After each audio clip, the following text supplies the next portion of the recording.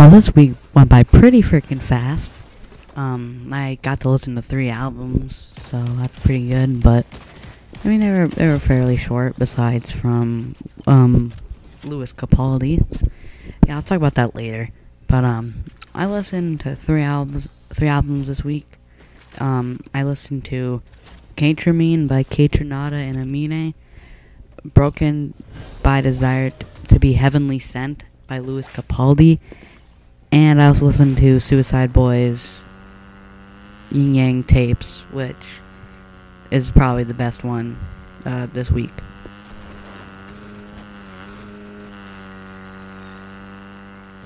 So to start off, the first one I listened to was Suicide Boys' Yin Yang Tapes, Fall Season, 1989-1990. Really long name, but it's not really that long. And this album made me realize how good funk was just in general in the whole genre. And this project, it's an EP, so it only has 4 songs, and they have actually been releasing some other. They have like 2 other ones that came out earlier this year. So if they come out with another one, then don't expect me to talk about it, because I will definitely talk about it, because these are also really good. But this EP has very interesting, like, with the many like beats that they have on each song. They're all just great. They all have like really good synths, and like, for example, in Provolone and Heroin, there is like a 16-bit style kind of going on in it, and in Every Dog Has Its Day, there's like loud horns in it. They all have different styles. Like in the first song, What has like a normal funk beat that you always hear, like in like edits and crap.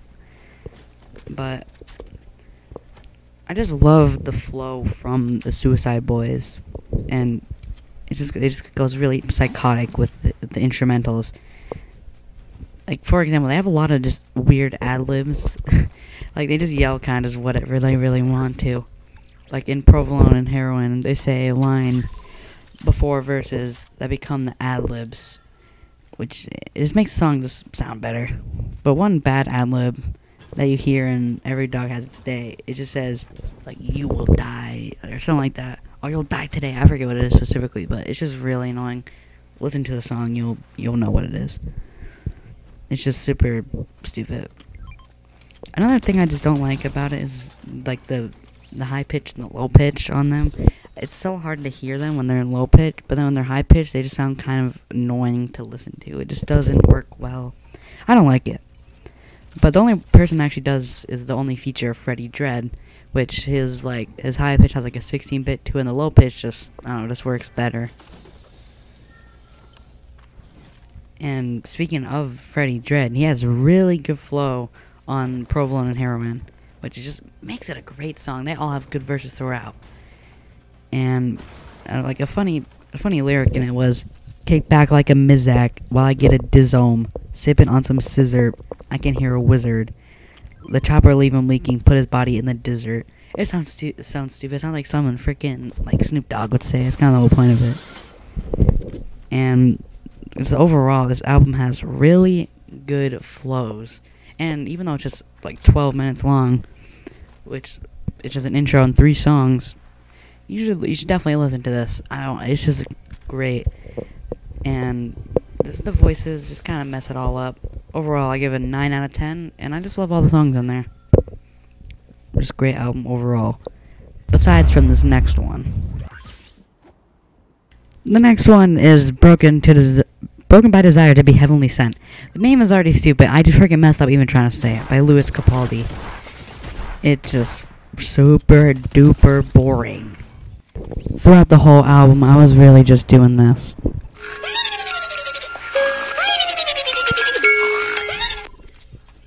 It's just so freaking boring.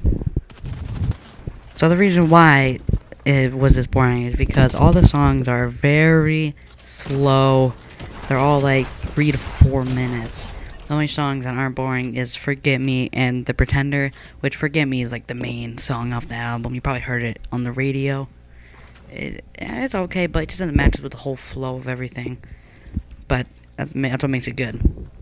All the songs just are so dull. Like, if you look at my script, there's like a few sentences. It's not really too much of how boring it was. I have nothing to talk about because I was falling asleep. Like, most of the songs are just like every pop album ever. It's so annoying. It's about loving someone or breaking up with someone, all that crap. But to just get away from this snooze fest of an album, it was 46 freaking minutes long, which is way too long. But at least there was like some good songs throughout. The Pretender, that song has really good flow, and the chorus is actually just really good. Pretty catchy chorus, but there's nothing I really care about.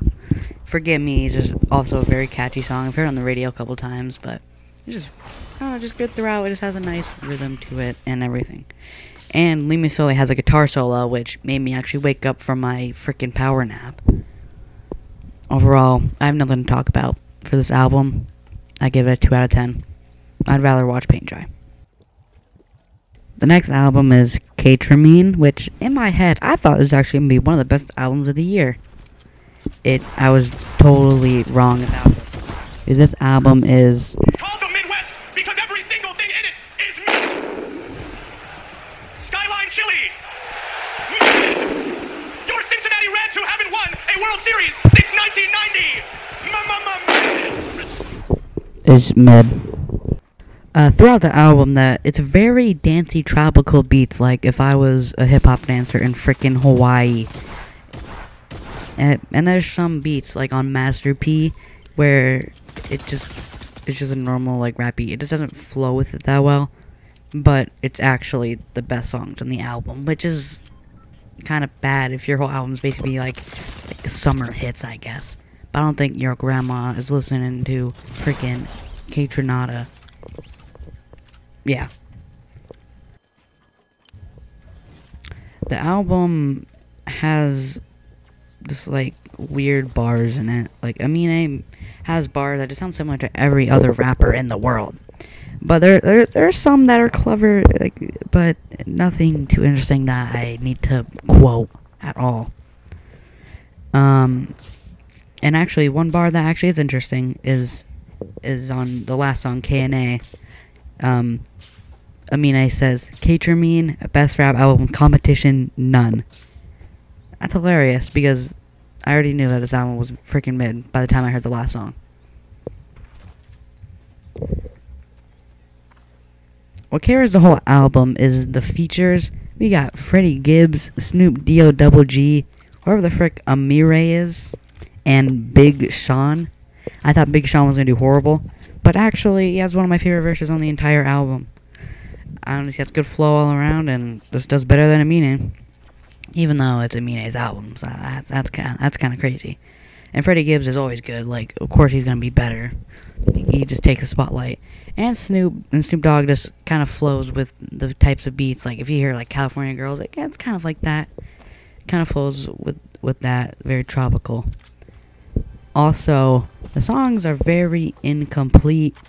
Like they're like 2 minutes, and there's some that are like halfway through the song, and that has still like another minute of instrumental. You could have put another verse there. Why? But every like once in a blue moon, Amine has good verses to spit, like in K&A and which has such a silly chorus. I don't even want to talk about it. It just says like, "I'll make your girl go It is freaking just super duper stupid. On K&A, there's a beat switch on it, and it just makes it really good. It actually keeps the song fresh, making it my favorite song on the album. Overall, this album has a nice vibe, but not nice bars, because it is very mid. My favorite songs are Master P and K&A, and it's a 4 out of 10.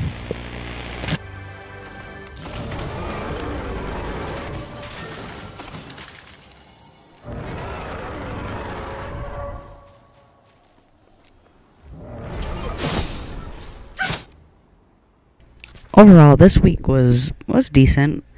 It had decent albums, and had Suicide Boys just have a great album for some reason. People that I wouldn't expect. And next week is gonna be frickin' Lil Durk and 2 other artists. Frickin' Lil Durk it's gonna be interesting. It's almost an hour long. His new album has 21 songs, and freaking Morgan Wallen. So subscribe if you freaking like Morgan Wallen.